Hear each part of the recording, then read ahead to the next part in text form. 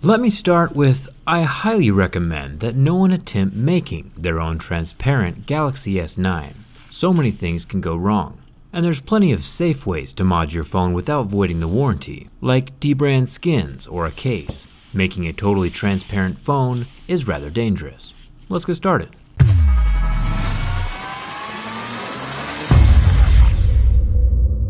I'm going to turn the phone off, and heat is our best friend during this project. The hotter the phone is, the softer the adhesive gets under that glass. A strong suction cup helps out as well. Once the phone is just barely too hot to touch, I'll get my metal pry tool slid between the glass and the metal frame of the phone, while the suction cup lifts up to relieve some of the pressure on the glass. After that initial penetration is made, I'll grab some business cards or cardstock and slip little bits under the glass so it'll wrap around the curve without putting too much pressure on that edge. Glass is glass, and glass can break. The adhesive gets hard as the phone cools down, so I'll bump up the heat and continue slicing through the adhesive around the edge of the phone. Slice too deep though, and I'll risk damaging that fingerprint scanner ribbon or the wireless charging pad, which you'll see revealed as I finally twist that back glass panel off to the side, exposing the black plastic mid layers. The fingerprint scanner has its own Lego style connector that popped off when I was removing the back glass. The little guy can press out from the camera lens housing, and then I'll heat up the camera lens housing itself so I can separate that metal frame from the glass. The glass back itself needs to be clear of adhesive and hardware before we can actually make it clear. So once that glass camera lens is gone, I'll start pulling off all the extra adhesive left on the back panel. There's kind of a lot of it, but that's what makes the phone water resistant, so I can't complain too much. Now the adhesive is cleared, let's get rid of the black plastics and see how much of the phone's circuits we can expose. There are 15 Phillips head screws holding down the protective plastics, but once those screws are out, I can lift up the wireless charging pad and detach the top black plastic slab. We'll come back to this later.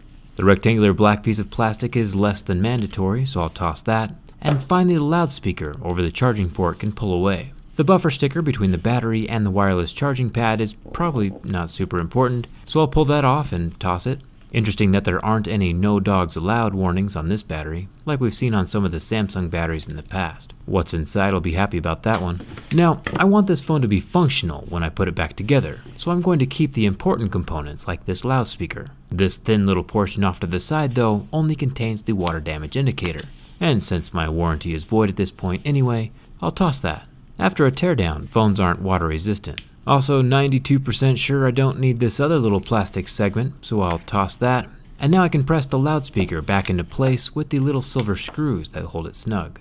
Now let me explain the wireless charging coil. I can turn the phone on at this point and everything is still working, but if I go to plug in the phone, it tells me that the phone temperature is too low and the battery won't charge. Obviously this is an issue if I want the phone to be useful. Turns out the wireless charging pad also has a battery temperature sensing niblet attached to it, and that temperature reading is required before the battery can charge. Samsung is pretty sensitive about battery safety nowadays for some reason, so I need to keep that wireless charging pad. I snipped away most of the non-essential plastics around the wireless charging and temperature niblet, leaving the circular connector pads and the screw holes next to the pads which hold the connections tight to the motherboard. I'm going to leave the wireless charging intact because I want my S9 to be fully functional when I put it back together. I'll screw those golden pads down.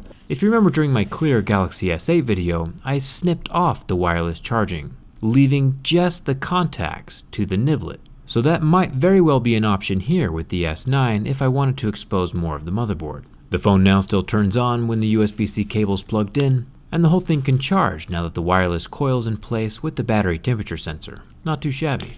Now let's clarify some things, literally. In the past I've had to use some powerful paint stripper to remove the color from the underside of the glass, but this time around it looks to be a little easier, at least with this black color variant. There's still a tight plastic laminate layer between the metallic color and the glass, but the whole thing can be peeled up and pulled off. If I were to drop this phone now that the laminate layer is removed and the back glass panel were to crack, it wouldn't be held together anymore, and the large shards of glass would go everywhere, like a glass cup accidentally dropped on a kitchen floor. So removing the laminate does add a bit of risk. Peeling away the color though is rather satisfying, just saying, especially when it comes off in one big chunk. Now that the back panel is as clear as Russian collusion, I'll make sure the rest of the screws get screwed, kinda like we all did. And then I'll add a piece of double-sided tape to each of the 4 sides, taking special care not to overlap the layers or leave any gaps so the tape will keep all the dust and pocket lint from entering under the glass and into the phone. I'll tuck the camera lens back into the slot it came from, along with our little fingerprint scanning friend with its own little ribbon cable. I'll take special care to plug that in first before the glass goes down. And I'll make sure everything is clean before securing it in place. The tape is pretty strong stuff and doesn't like to let go of things it grabs onto. And it's finished. The phone is totally transparent and still totally functional, with a working charging port. Which phone do you think looks best, my new S9? Or the Note 8 with its wireless charging pad intact? Or the Galaxy S8 with its wireless charging removed, so you can see the battery better? Let me know in the comments. And keep in mind, while the transparent S9 might look sweet, it does void your warranty and won't be water resistant anymore. So I highly recommend simpler mods, like this camouflage dbrand skin. I'll add a link in the video description for the entire dbrand selection, so show them some love for supporting my channel. And maybe come back again and watch this video after your S9 warranty expires. That way it won't be as big of a deal if you mess up and break the whole thing. Come hang out with us on Twitter and Instagram, and thanks a ton for watching.